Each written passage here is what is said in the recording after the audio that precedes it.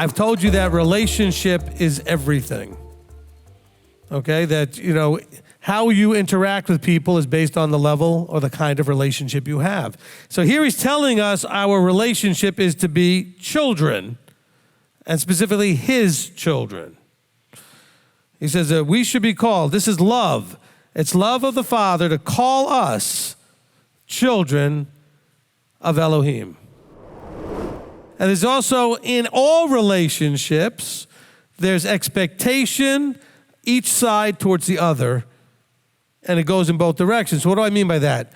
I expect from you, but I also expect to provide certain things to you that you should expect from me. And then the same thing comes from you. You have in your mind to provide me with certain things that I can expect from you, and that you expect certain things from me in return as well. That's relationship, those give and takes, that flow between the two. Children, you need to know, I got a lot of teenagers here, you need to know that you're in a very challenging place. You are not independent, self-sufficient adults yet, but you're also not fully dependent children. So how do you balance that out? Well, number one, you need to figure out how to maintain as much respect for the authority in the house you're in until you move out. Okay? Because it's not your house and you're not independent yet. You want full authority over yourself? Move out. I'm not trying to pick on anyone. I'm trying to be tough. But until then, now this goes to the parents. Parents, you need to remember they are developing into independence, and you have to find levels of trust and transferring of authority over. Okay? You can't keep treating them like they're 8 when they're 16 and 17. I told them, you're not safe. And you don't want to make my job hard. My job is to keep you safe. And they were like, no.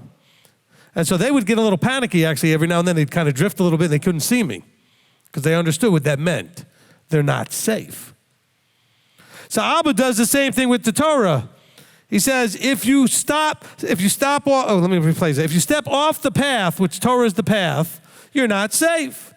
I'm your father. I want to keep you safe. Don't make my job hard. For me to keep you safe, I've told you this path is safe. Off the path is not safe. Stay on the path. Yeshua says, I am the way.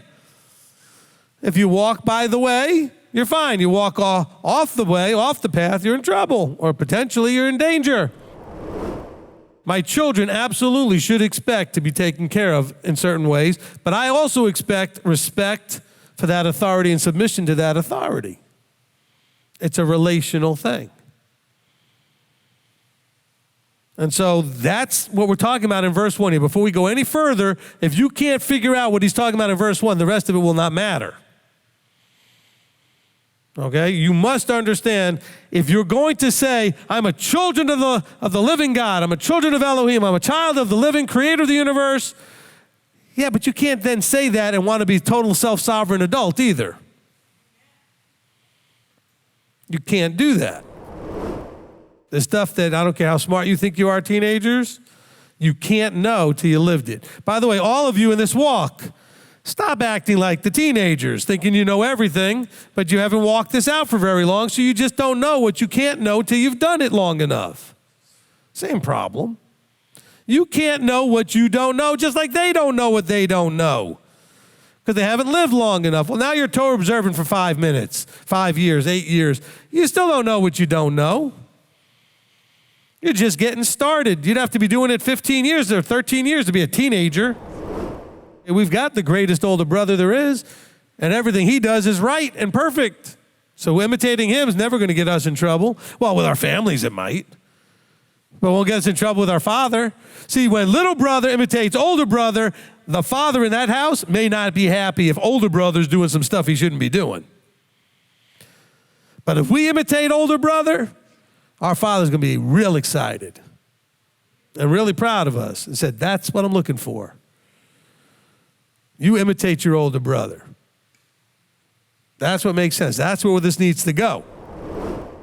I told him, if you behave, I promise you, I will make every effort to make this the best, fun, enjoyable time you've ever had. That's what Yahweh says to the children. If you're going to behave, I promise you, I'm going to give you the most abundant life you ever could have imagined, beyond what you could have imagined. He didn't just say, I'm the creator, you're not. You better listen or I can zap you. He could have said it that way. He said, I want to give you an incentive. If you listen to me, there would be nothing that you could have imagined better than that life that I can give you if you would listen. Your greatest imaginings aren't even going to scratch the surface of how great it will be if you would just trust me. I want to give you more than you can imagine. He says, everyone having this expectation in him cleanses himself, which is congruent with Yeshua in Revelation saying the bride has what? Made herself ready. Now, she didn't just go in there and doll herself up in any way she wanted. She put on the right garment in the right way according to following the instructions and guidance of the one that she's preparing for.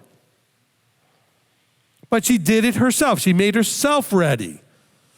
He doesn't want to marry you or give you incorruptible if you've not committed to and made the effort to become him.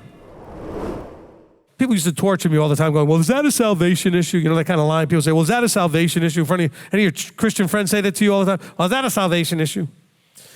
And so I prayed really a bunch of times over this, and I got an answer that was, there's only one salvation issue, which is, are you becoming the type of person he wants to spend forever with? It's really not even a salvation issue. It's a gift or a reward issue. See, when I used to teach, it was before I taught the Are You Saved teaching, but it's not a salvation issue. It's a reward issue. It's an eternal life issue. You don't get eternal life unless you become the type of person he wants to spend forever with, because he's not obligated to give you anything.